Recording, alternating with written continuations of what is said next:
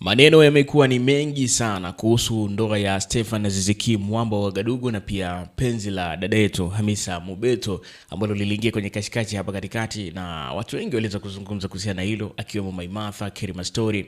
Walizungumza mambo mengi sana kwamba mambo yameshaharibika huko, mambo ni ya peche alolo. Swali la kujiuliza ni kweli au vipi? Lakini leo kupitia ukurasa wake wa Snapchat, Hamisa Mobeto ameweza kuthibitisha hiki ambacho kimeweza kutokea. Sasa swali la kujiuliza ni kwamba amethibitisha vipi? Nikwambie karibu sana, kama ni mara kwanza kufika hapa basi hujachelewa kabisa, mtu wangu wa nguvu.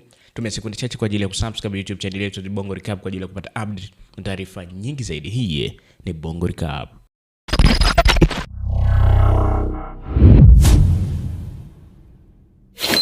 So baada ya story nyingi sana kumuhusu Hamisa Mobeto pamoja na Stephen Aziz Ki mwamba wa Gadugu, na pia kulikuwa na story hapa katikati kwamba wameweza kuachana, na tulimuona pia mwamba wa Gadugu Stephen Aziz Ki akiwa Bongo Tanzania. Sasa kuna mambo mawili.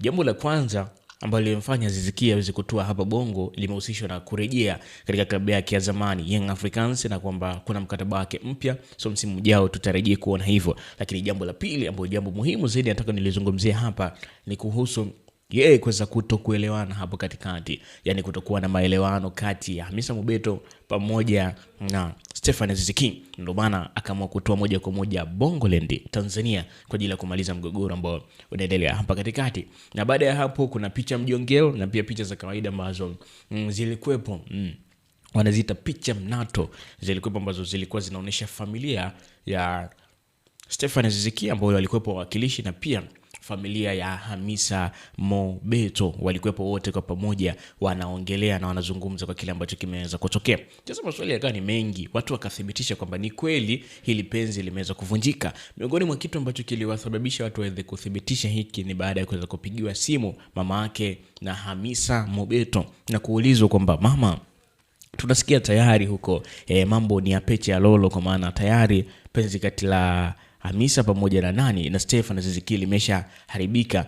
Mamake na Hamisa alitoa kauli nzito na kauli heavy kweli kweli, kwa maana zile kauli za matusi kwa yule ambaye aliweza kumuuliza lile swali, na aliweza kumpigia kwa njia ya simu. Siwezi nikaiweka hapa hiyo voice kwa sababu inakiuka vigezo vile vya YouTube, so unaweza kupata copyright au nini, lakini elewa tu kwamba alipigiwa simu na baada ya hapo aliweza kujibu kitu ambacho ni tofauti na vile ambavyo ilikuwa expected ya aweze kujibu. Sasa stories zikawa ni nyingi, tukafahamu kwamba ni kweli tayari hii issue imekuwa ya moto. So baada ya pale kitu kilikuja kutokea ni kwamba aliulizwa, kaambiwa tunashukuru kwa kuweza kupatanisha ile penzi ambalo lilipotea kwa muda mrefu. Akasema okay, asante sana, lakini nani kakwambia wamegombana? Baada ya hapo ndo matusi yakaanza, alimsukana, lakini by the way simu ilikatwa ili mradi kuepusha ile mambo yanayoendelea. Sasa leo official bana, kuna mambo mawili unatakiwa tufahamu, kwamba Hamisa Mobeto kupitia Snapchat yake ameweza kuposti video ambayo alikuwa anaulizwa kwamba vipi penzi lenu bado lipo. Yani swali aliulizwa kwamba vipi umeolewa?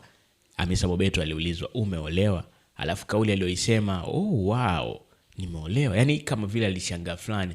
Alafu ile video ikawa imekatwa hapo, kwa maana hajajibu kwamba ni direct ni kweli ameshangaa kwa kile ambacho kimetokea, amehuzunika kwa kile ambacho kipo au vipi, kwa maana ameacha maswali mengi sana. Watu hadi sasa hivi hawajagundua chochote kile kwamba ni kweli wameachana au kuna issue zingine ambazo zipo. So mimi nikwambiaje, karibu sana tuendelee kufuatilia kwa hizi update. Aziz Ki bado hajazungumza chochote kile ambacho kimetokea, lakini tayari Hamisa Mobeto ameweza kutuonesha ishara ambazo zinaonyesha kabisa direct kuna issue ambayo haiko vizuri. So akina na hivyo tu, lakini mbele pia akaja kuandika kwa Kiingereza.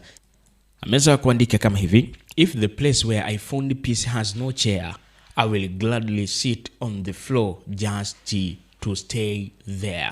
Kwa maana anamaanisha kwamba kama sehemu ambayo anapata furaha, anapata upendo, anapata amani, hakuna kiti cha kukaa, basi yupo tayari akae sakafuni ili mradi aendelee kubaki pale.